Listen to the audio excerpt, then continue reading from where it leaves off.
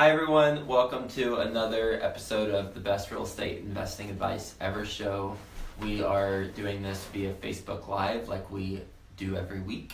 And if you have any questions or comments, feel free to put it in the comments below. We'll get to it either on this show or on next week's show once we read through. So you ready to rock? Let's do it, Joe. All right. Best ever listeners, how you doing? Welcome to the Best Real Estate Investing Advice Ever show. I'm Joe Fairless. This is the world's longest running daily real estate investing podcast. We only talk about the best advice ever. We don't get into any of that fluff. I'm with Theo Hicks for Follow Along Friday. Theo, how are you doing? I'm doing well, Joe. I'm doing great. How you doing? I'm doing well. Theo's got some updates on his deals that he closed last week. We'll talk through that. We'll talk through a follow-up that a best ever listener had with mobile home stuff. So we'll talk about that. And then lastly, we will talk about some miscellaneous updates that I have. And it's not to talk about what we got going on. It's to talk about what we're experiencing so that we can benefit you as you go along in your entrepreneurial ventures. So with that being said, let's kick it off. How do we want to approach it? Well, I can start off by giving some updates on my three deals that I closed on. So we successfully closed last Thursday, so we could go today. So that was fun. Everything at the closing table went smoothly. I guess I'll start with a couple of maybe negative updates. And before you get into that, high level, what is the deal that way? Okay, high level, so there's three four-unit properties. Total purchase price is $660,000, 25% down payment, and the monthly rents, which I'll get into in a second because that's actually changed, but originally they were a little bit, I think around $2,600 per building, and then we bought each for $220, so above the 1% rule. And the plan was to go in there and do a couple of updates and raise the rents to market rents because they were extremely below market rents. Okay. So I wake up on Friday with an email from one of the residents. You closed on Thursday. Of an image of a bunch of drywall on top of someone's car in the garage.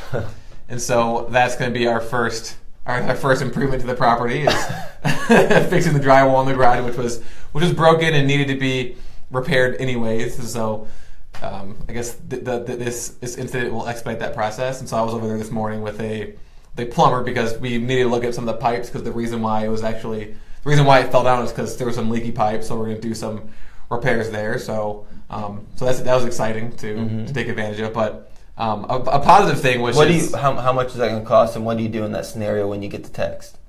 So it'll cost about the guy quoted me for $525 for labor, materials, and he's going to do the drywall in the basement, and as well as he's going to go in the first floor unit and seal the tub and the toilet because when the original issue happened, the previous landlord did not address it completely. He kind of just did it halfway, and so fortunately the plumber that I have, he's kind of a perfectionist, so he'll take care of the kind of the things that he missed as well as address the actual issue. But when I get the text, I kind of just go into resourcefulness mode, and it's like, all right, who? All right, so I'm responding to them. I'm going to go over there and look at the car so I can take pictures of it, so I don't just send them to the call dealership by themselves because who knows what they'll come back with. Try to buy a new car at that point. And then I figure out, okay, so here's the damage done. Who do I need to call to fix this problem? So I call the plumber contractor guy that I have and schedule time for him. Reach out to the tenants, let them know that I'm on top of it. We'll be here this day, and they'll all go down in a matter of 10 to 15 minutes. You kind of just like the second you get that message, at least for me, I just get on top right away. Number one, I don't want to forget, but number two, I want to, especially since it's the beginning, I want to kind of get up on the right foot and let them know that I'm going to be on top of these maintenance issues, and I'm not going to wait 48 hours or whatever, when obviously from their perspective this is a pressing issue.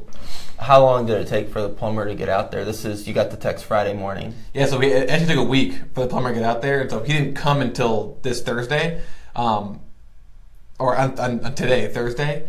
But the positive thing, at least from my perspective and what the resident appreciated, that I was over there that day to look at everything and figure out what exactly needed to do. It's just the plumber that I used was doing a job, and it was funny because we were over there today talking to her, and she was like thanking us for our quick response time, which was, for my opinion, I wish we could have gotten there like on Friday to address it. But she was just talking about the previous landlord and saying how, for whenever something went wrong, he wouldn't address it for like 2 months.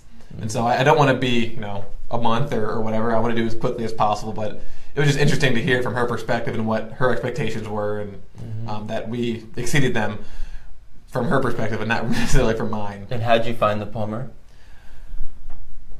He worked on our personal residence. Okay, so you've worked with him before. Yeah, we've worked with him before. Cool.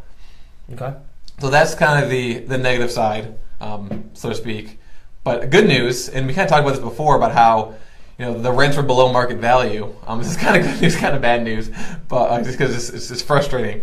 Because I've already talked about some issues we had with the seller and the selling agent. But I go to put the letters on the doors to explain to them I'm the new landlord, or the new site manager. Sorry, I don't say I'm the landlord. And that here's how we're going to collect rents. Please call me or email me so we can set it up. And I start getting the emails coming in, and they're telling me what the rents are, and they're not what I have on the leases. They're not even close. Like, the rents that the people are actually paying are an average like $150 more than what the leases say. So, number one, I'm glad that they are telling me this, because right. Right now I'm not necessarily sure what we're going to do. Like, I've already reached out to the seller to say, hey, can you please tell us what the actual rents are?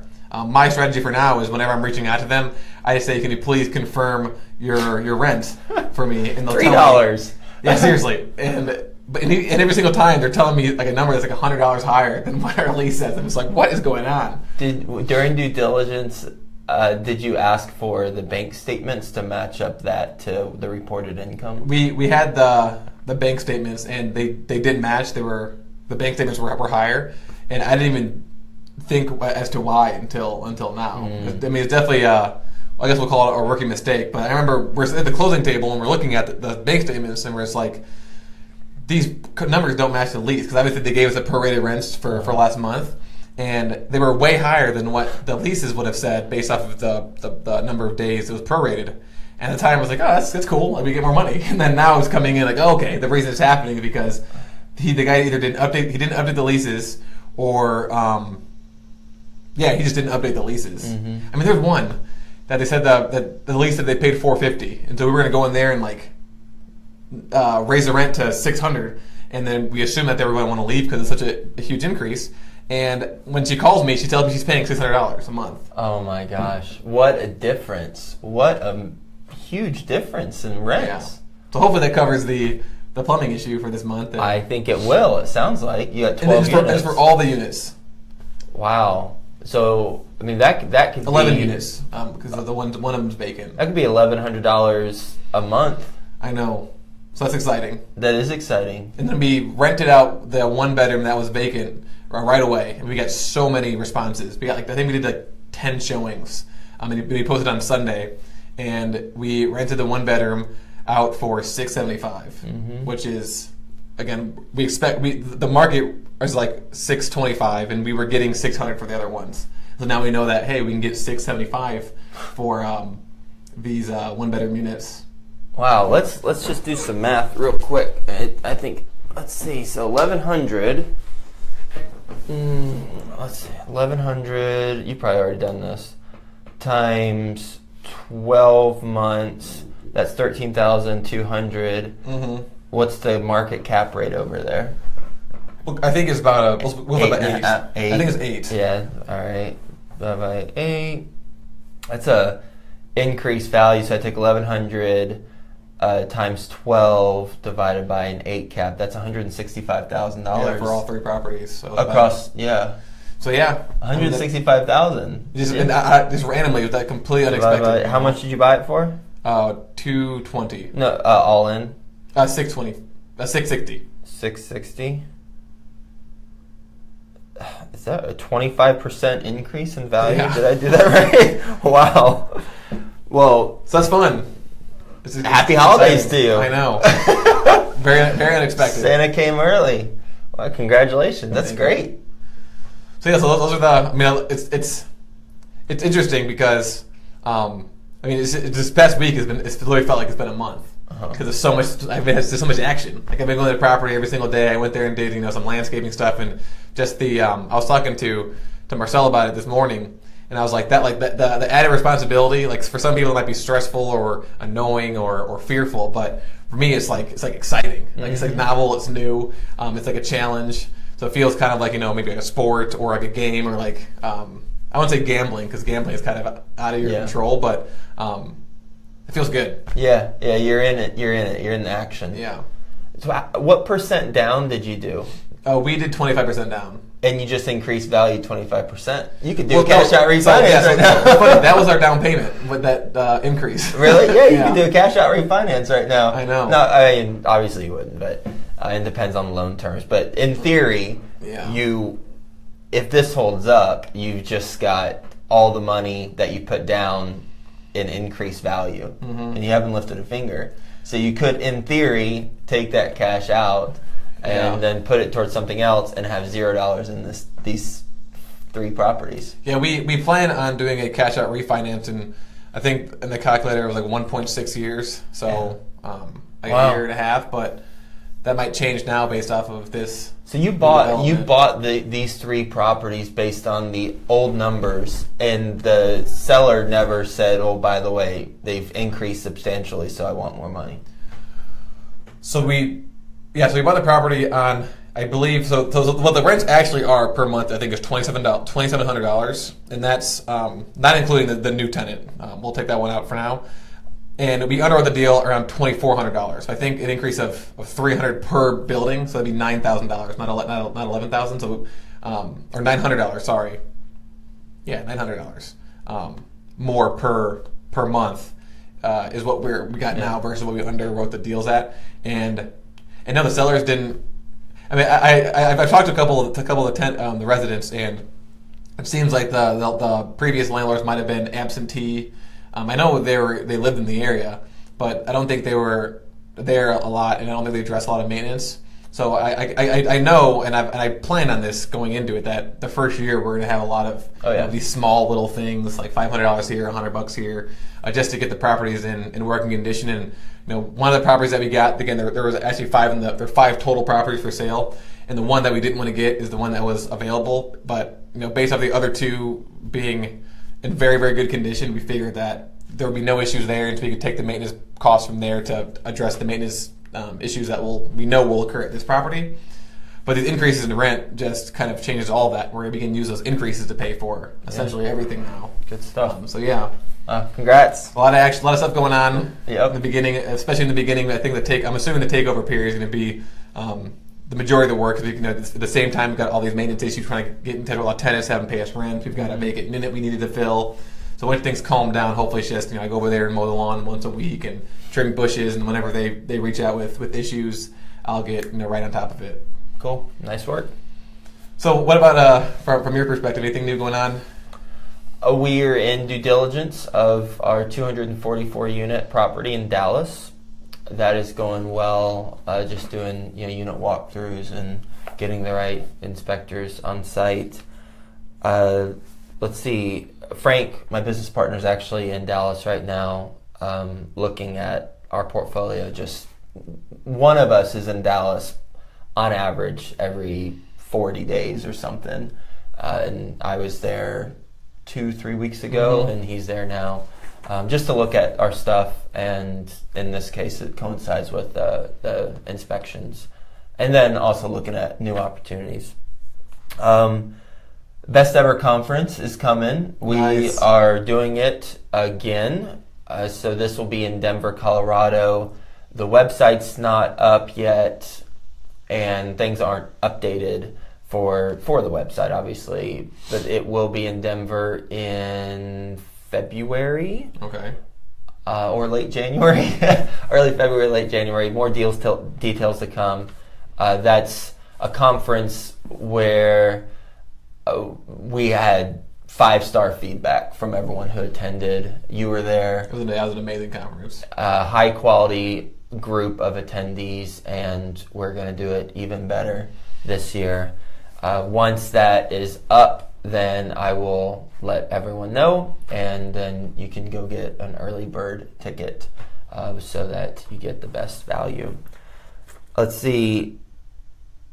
Spoke to Neil Patel. Mm-hmm. He is an incredibly successful online marketer. Forbes names him one of the most influential online marketers, and a whole lot of other accolades. And when I interviewed him, his interview will air in a week or two on a Sunday. Okay. Because we talked about the skill set of increasing your traffic to your website.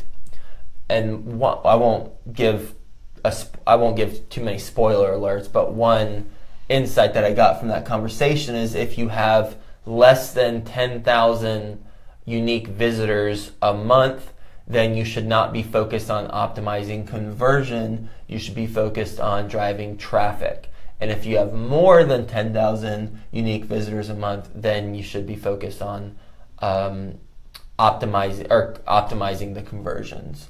So with any best ever listener, when you look at your website, just look at how many unique visitors you have. If it's more than 10,000, then focus on conversion. If it's less than 10,000, then focus on traffic. And does conversion mean the unique visitors that are visiting your website are subscribing to your newsletter or leaving a review or whatever it is that whatever your goal or your outcome is of actually having the website? Exactly. Okay. Whatever the outcome is of having the website. And one thing that he mentioned that I emailed you about and that we're implementing on our blog is the benefit of cross-linking. When we have a blog, we have to have a lot of cross-links. So a link in your blog post linking to other relevant blog posts that you've done so that it keeps people around and ultimately adds more value to their experience versus a one-and-done article. And the cross-links don't even have to be links to other articles you write. It could be links to a Bigger Pockets article or an article on Tim Ferriss's blog, whatever it is. Mm-hmm. The goal is to add the most value within that article, and I would suspect most of the links would be to previous blog posts you've written. But that's one way that he said that you can increase your traffic and just the overall engagement on your website, and helps with SEO. Yeah, I think it's very helpful to readers because, like, when you're writing blog posts, you want to keep them succinct. But then there's certain concepts that are kind of very complicated and would take maybe 3 or 4 paragraphs to explain. But if you've talked about appreciation or a specific type of appreciation in different blog posts, or like cost segregation, which we're talking about today, then instead of having to explain what cost segregation is, you're going to say, when you say cost segregation, link that to either your blog post or to Wikipedia or something to explain it so that the person that knows what cost segregation means doesn't is not wasting their time reading about it, but the person that doesn't know what it is can just click on the link and actually learn about it. And so I think that's why it's from the reader's perspective very valuable. Yep, agreed. Let's see. And speaking of blogs, we got published in Forbes. We did, yeah. Forbes magazine. I'm not sure if it's making the magazine because it hadn't come out yet, but it's on Forbes.com. And the title of the article is 3 Ways to Thrive in Real Estate During a Trump Presidency. Mm-hmm. And it talks about the 3 fundamentals, which if you're on the email list that we have, then you receive the article. And if not, then you can go to Forbes and the article will be there. Just search Joe Fairless in Forbes and I'm sure it will come up. Lastly, the 2 quick points. One is I mentioned on last week's call last week's show that I do the weekly hospice visits, and I had my visit last Friday, and we'll do another one this Friday. And then the other thing is I've read another book since the last time we talked. I'm on fire with books now. Camino Island. It's a John Grisham book. Worst book of his series I've ever read of his. I'm a huge John Grisham fan. I'm obsessed with it, but by far the worst book I've read of his. But with the Whistler, which I read previous to that, is really good.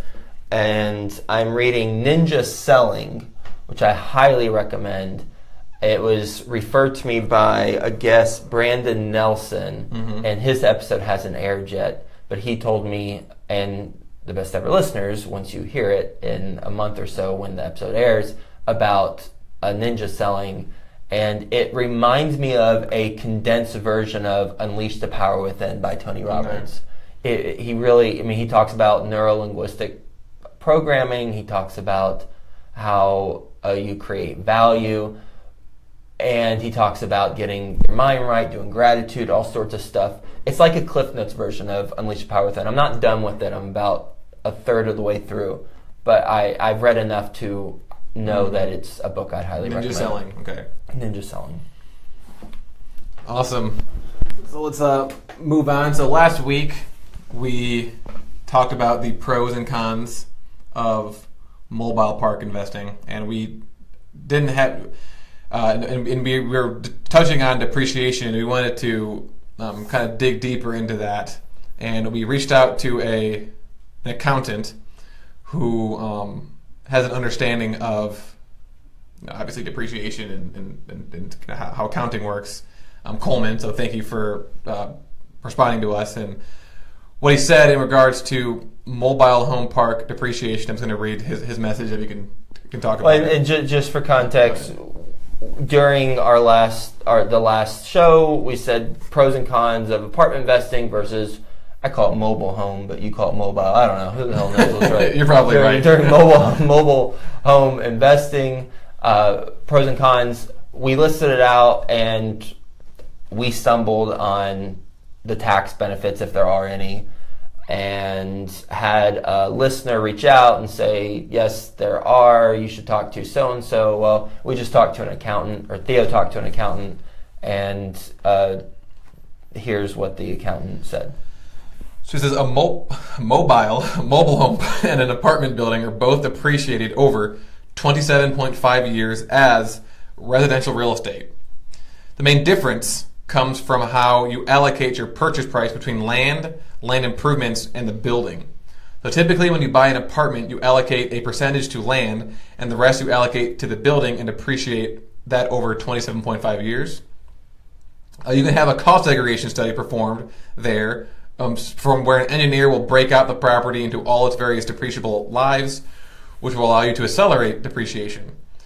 For mobile home parks, sometimes you are acquiring both the land and homes, and sometimes it's just the land where the residents own the home. So in this instance, you would allocate a portion of the purchase price to the raw land that is not depreciable, so that's key, and a portion to the land improvements, sewer, roads, water, etc., which have a shorter life, and then the mobile home itself, which have a 27.5 year life.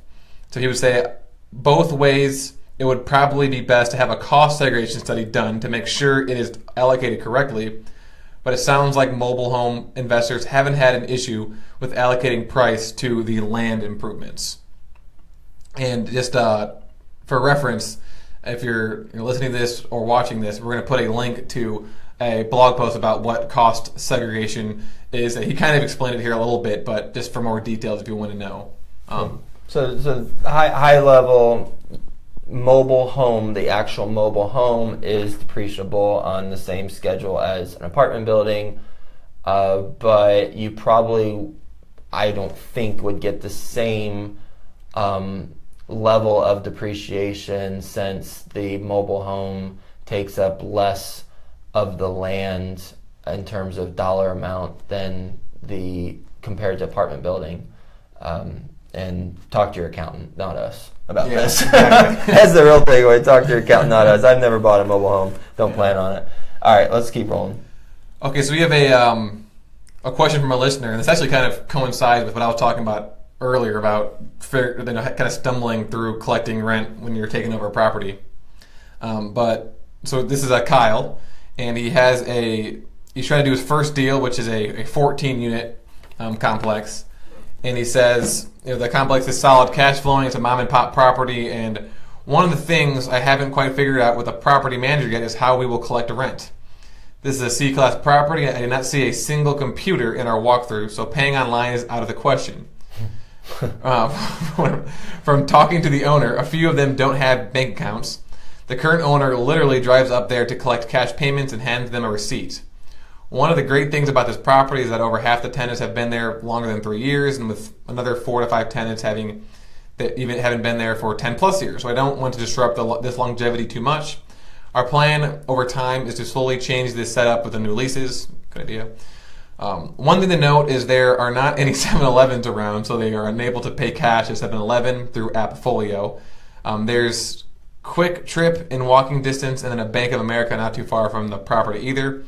Do you have any ideas? So I guess I'm assuming old demographic who are paying through. It looks like the current owner was just going door to door and collecting cash payments for rent. He's trying to figure out how to go about collecting rent if he were to take over the property. If you have any ideas. Well, you have. Aren't you living that right now? I am living that right now. I mean, he's looking at 14. You just bought 12. Yeah. So what are you doing? So what I did, on the day of the property, I wrote a letter, just kind of saying I'm the new site manager. I got a template online, and which I'll put a link to that in this show notes for Kyle and for anyone else that wants to use it. But very basic template, just says, I'm Theo, the new site manager. Your lease and everything else will stay the same. The only thing that will change is how we're going to collect rents, which we'll outline below. Here's my contact information. Boom, and then I say for rent payments, our preferred method of collecting rent is online through cozy.co. Can you please send me an email by this date so that I can set up an account for you? If you do not want to pay online or unable to pay online, please call me so that we can set up another form of payment. And then I went into how you do maintenance requests and a couple other miscellaneous items. And I didn't hear back from. I think I heard back from 4 the 11 by Tuesday, which was the day that I wanted them to respond by. So I gave them Saturday, Sunday, Monday, Tuesday. And then I don't know. Marcelo said this was stupid of me to do, but I did it anyway. So I was doing it for the actually residents' benefit because I didn't want them to have any late fees or anything, and I wanted to have everything set up a week before it was actually due. So the people that didn't respond, I put another note on there, a lot shorter, and it just said, I put a note on your door on this day to have you send me information by Tuesday. I haven't heard back from you yet. Can you please email me or call me immediately so we can set up your rent so you don't have to pay any late fees? And I put that on all their doors. I wrote immediate action required on there. And I didn't really think about it because I'm like a very blunt and straight to the point person. So my intentions weren't like to say, if you don't pay me up, I'm going to give you a late fee. But I had one resident, so this is a mistake, one resident called me up last night and leave like a really long voicemail claiming that I threatened her and how she didn't. I mean, most of it was her kind of just talking about I work 12-hour days and this is my life and things like that, which is fair enough, it's fine. But my recommendation, I guess, for others is to maybe make sure you word your letters from the perspective of the tenant and not from your perspective, and think how they are going to perceive what you're actually writing to them. That's just, I guess, an overall idea. But I've got about half the people signed online because they said that they would do it. Whereas before, obviously, they were all paying through check, through money order.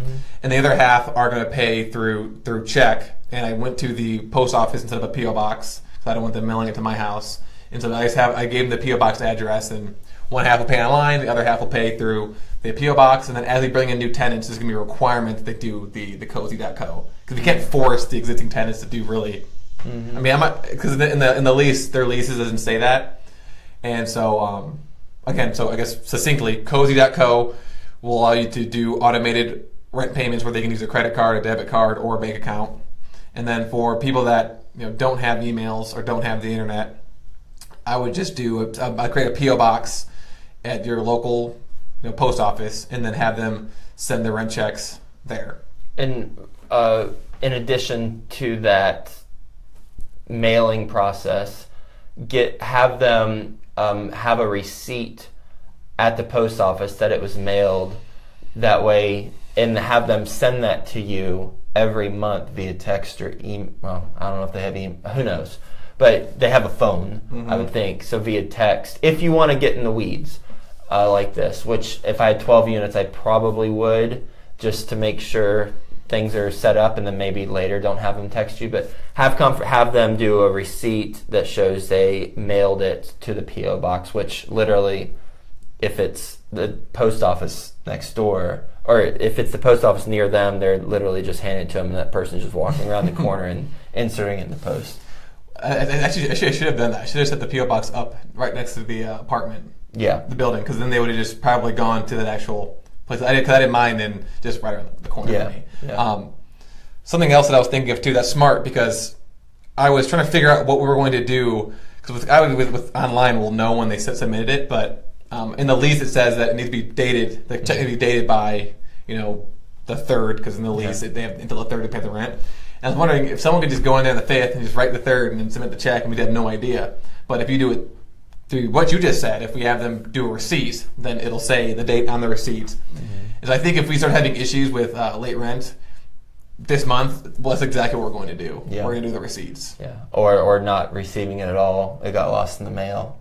Get lost in the mail, yeah. Right, that's another. Okay, cool. So that should wrap up your question. Find some miscellaneous things. Do we have any upcoming interviews that we can talk about? I'm interviewing an entrepreneur who is also a WNBA star today, and that will go live, I'm not sure when. Her name is Tamika. I forget her last name, but I'm looking forward to talking to her about what she's doing. I mean, she's clearly a high achiever within sports, but also as an entrepreneur. So I'm looking forward to talking to her about that. Yeah, I was at the gym the other day, because I used to work out a lot, and I promise this is the point. And I was thinking about, oh man, like I wonder if I was as strong as I was when I was in my peak shape, I could have walked on the basketball team or the football team at Ohio State. And I was thinking, but how would I have done all that working out for sports and then also take classes at the same time and also do my extracurricular activities? And I have no clue how student athletes do it, at all. So maybe that'd be a question to ask: how do you balance the almost full-time job of being an athlete plus a full-time job of being a student, plus wanting to be a young person having fun and enjoying school? I will ask that. Thank you for that one. I've always been curious about that. I know. In my school, some of the people just didn't really go to class, but I'm sure she did just because she's successful. So, and finally, as usual, please subscribe to the podcast on iTunes and leave a review to have your chance of being the review of the week. This week, the review we selected is from the name is Ola, the Apartment Indicator, and he said, "As an investor, I can't get enough of real estate, so Joe is perfect for me to remain abreast with the investing community. I still get to learn something every day.